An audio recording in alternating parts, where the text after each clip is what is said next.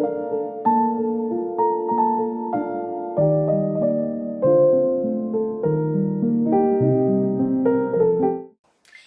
guys, and welcome back to Fantasy with Maddie Moo here. Another day, another video. So today we've got an October wrap up. So I've read 6 books this month. And it was kind of a really busy month. I started a new job, a second job actually. So that was a lot. So I haven't read as much as I normally do, but that's okay.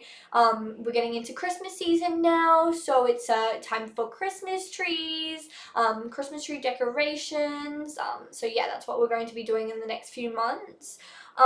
So I'm not going to do it in any individual order of what I've read, but I'll just do what I've got it on the side pile here, and then I'll explain it there. So how I'm going to do the wrap up, I'm going to give you the lowdown of what I thought of it. I'm obviously not going to do any spoilers because that's just stupid. People want to know what I read and if I would recommend it. So I actually had a really good month this month. So we're going to start off with we did Spooky Read with Kingdom of the Fid, and then we also did Once Upon a Broken Heart book 2, which is Ballad of Never After, which was really awesome, and like those kind of sort of witchy vibes sort of thing. So yeah, we're gonna start off with Kingdom of the Fid. I already gave a review on that of what I thought of it, so I'm not gonna go over it again, but I did give it I think it was a 4.5 stars out of 5, or a 4 star out of 5.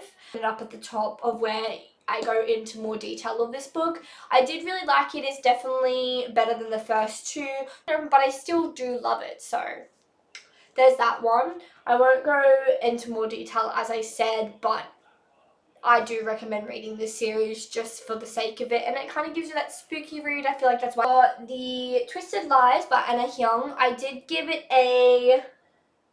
What did I give it? I gave it a 4.5 out of 5 stars. I did really like this one. I really, really love Christian. I feel like it's kind of like just the trope is super duper hot, where he is like a billionaire and she's kind of like comes from nothing, but she still has a life. I just really like it. And also the way the story's written, I feel like this is one of my favorites from her. I can't really tell you which one in this series is my favorite, but definitely this one is one of my tops. So I do recommend reading this series.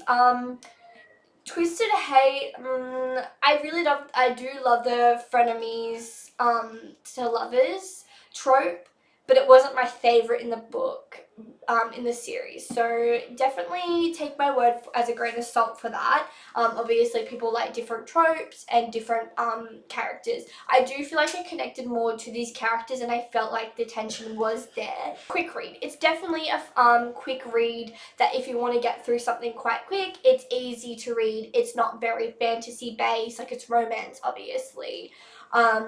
The words are not so large, and the world isn't obviously world building. So I definitely, if you're a romance fan, obviously love this. Obviously it is hyped up, so you know, take it with how you would, but I do really like her writing. I feel like it is quite an addiction to read, and it's a dual pub as well, which I like. The number 1 and Crescent City number 2, I actually sadly don't have the hardcover or even like a paperback of the first book. Hopefully I get the Illumicrate one that's coming out in November. Fingers crossed it goes to general sale, because I'm still not on that list, but that's fine. I better get the first one so then actually I at least have something similar. I'm trying to find the Waterstones exclusive, the first one, the hardcover. So if anyone knows where I can get it from that's not going to cost me an arm and a leg, I would be really appreciative. So I feel like this one is a hit or miss with some people. You either love it or you don't love it, and personally I really liked it. The first one I would say I would give it a 4.5 star, but the second one here I would give 5 out of 5 star. I feel like it has gotten so much better in the second one, where it's built upon the world and the magic system, while in the first one you're kind of just getting to know the characters of Bryce and Hunt, which, you know, I'm not a really die-hard fan of Hunt and Bryce, but that's okay.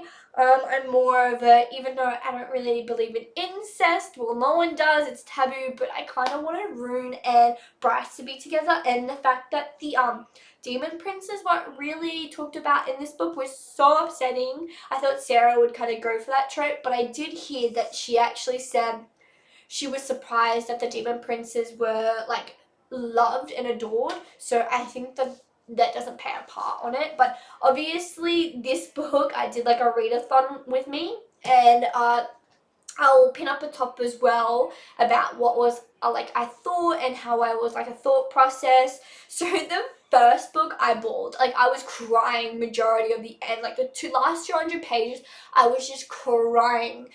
Your place in the bone quarter for me. Bryce began crying. It was the least I could do. Tears formed to Danica's eyes. You didn't think I'd make it? She threw her a sharp, pained grin. Asshole. But Bryce shook with the force of her weeping. I couldn't take that risk.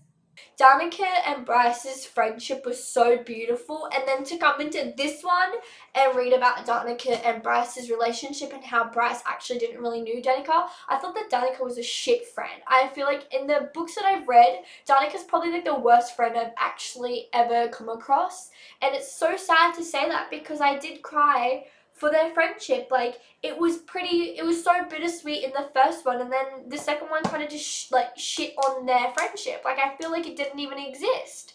So that was really upsetting. But I did love that Bryce and Rune in the second one, they've gotten more closer. Their friendship and their relationship as sister and brother like got more intense. And there was no hatred towards each other. It was like working as a team. They are a team. So if anything went wrong, Bryce would speak to Rune. Personally, the ending, as you know, had me gagging. I'm super duper excited for Sarah to actually do the third book. I hope she does it maybe in 2024, but I'm not really betting on that. I don't know if she's going to or not, but I'm hoping. I'm fingers crossed because I do want the next installment to the Crescent series. I just feel like if she rushes it, and that's why I kind of don't want it now, it's going to ruin the whole series. Like, I've spoken to a few friends, and my friend Rachel, she doesn't really like this series, so she kind of skipped to the end, which is, like, I understand why, but I feel like Bryce and I, we had the same sort of, like thoughts and processes how we work and how we go about things, and I just love how Bryce actually is so smart, and even though she hates people to believe that she's this spoiled little brat, I'm super duper glad that she isn't really like that. And the second book, everyone got really pissed off. I know that, like, obviously that she is a princess technically in the second book, and she gets pissed off about like how she whinges about her title, but she uses it. I just feel like they don't realize that she's only doing it to help her friends, and it's not like, oh, well, I want to be in first in line, so I'm the princess, which she never does. Oh, and that reminds me, I don't like Juniper. Juniper, Fury, and Danica pissed me off so much in the second book, especially Fury. I'm just like, what are you even doing as a character? You're useless. You didn't even help Bryce in the first book. I thought she's this like amazing assassin or whatever she seemed to be. She was useless. Like, she's a character that I feel like didn't need to be in the book, and it was just sprung on us that Fury and Juniper were together. Like, it just didn't make sense to me. I was just kind of thrown off, and it felt forced, but you know, it's maybe obviously we didn't get to know them as characters. That is a reason why I feel that. I'm not too sure, but I did love this. I did give this 5 out of 5, as I said before, and the first one a 4.5 stars. So the second installment to Once Upon a Broken Heart, and this one was 5 out of 5 stars for me.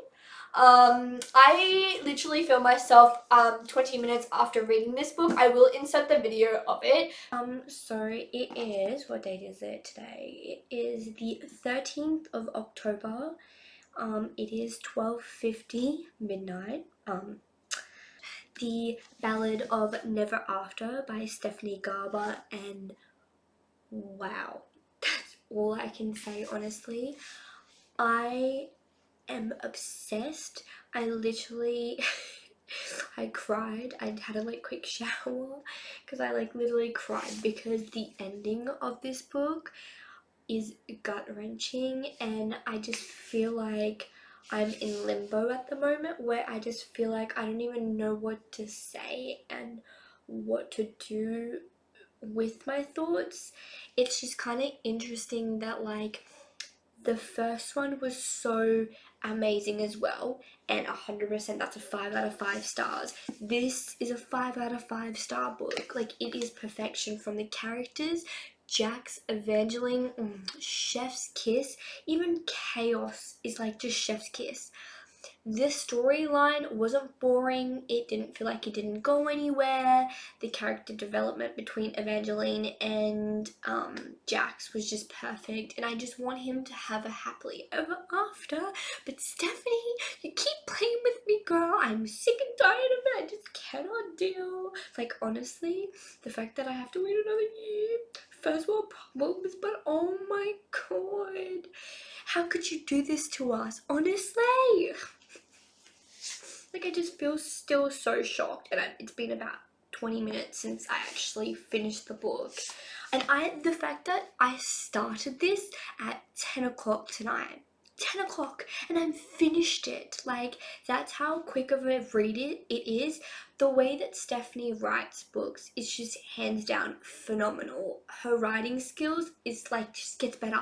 See, I didn't like Caraval, so I didn't even finish the series, so I honestly don't really know what's going on with the fates and everything, so I've only read the first book, and everyone tells me you definitely should finish the series before starting this, but honestly I feel like you really don't. In my opinion, you don't. It is just another universe that I'm just so in love with. Just everything was perfect. The moments between Evangeline and Jax was just, it was so tense and just so physical, but not even physical. Like, they didn't even do anything, but it was just so hot in the moments, and the way that it was written was with such powerful words that I was just in love. I just want to tell so many spoilers right now, but if honestly you've read this, please someone talk to me, because I'm literally like, oh my god. But yeah, literally, I cannot believe it right now. Definitely, I do. How much do I need to sell my soul for to get the third book? And as much as I want to read more of this universe and the characters, I really, really wish it was only a duology so I don't have to wait. But in saying that though, like, it was kind of needed. Like, I feel like if it like ended there, it would have just been like, oh, okay, that's it. But the way that throughout the story there was like so many twists and so many turns that needed to be said and needed to be done for it to be a perfect storyline. Oh, I'm just so sad for Evangeline. My gut. Honestly, just death.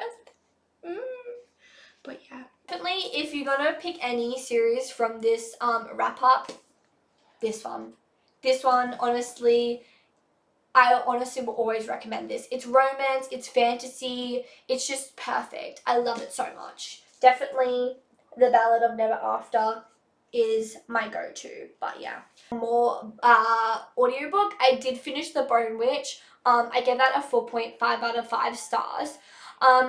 I feel like I did have a little bit of trouble getting into it because it was my first audiobook in a while that I tried, which probably didn't help my experience with it, but I still did love the characters and how the magic realm did and how everyone hates her abilities, which was really interesting to see that she wasn't just this all and powerful. She had this step up to getting to where she was.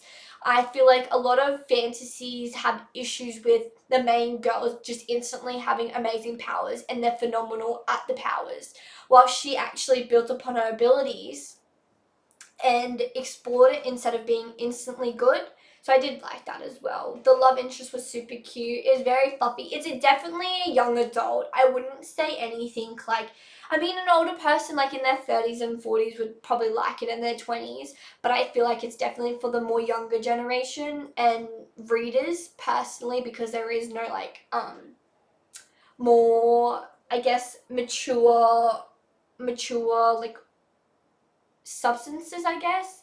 It was just very like one dimension, if that makes sense. But yeah, So that is all my October wrap up. I have finished with all what I've read, only 6 books, but that's okay. I did have fun reading this month. There was no bad ones. I was expecting a few bad ones, not gonna lie. I thought Kingdom of Fear would let me down, but she didn't. She was an okay book. She was a pretty solid read. I'll leave it here, and I'll probably have another video out soon, so keep your ears peeled out for that. But yeah, bye guys!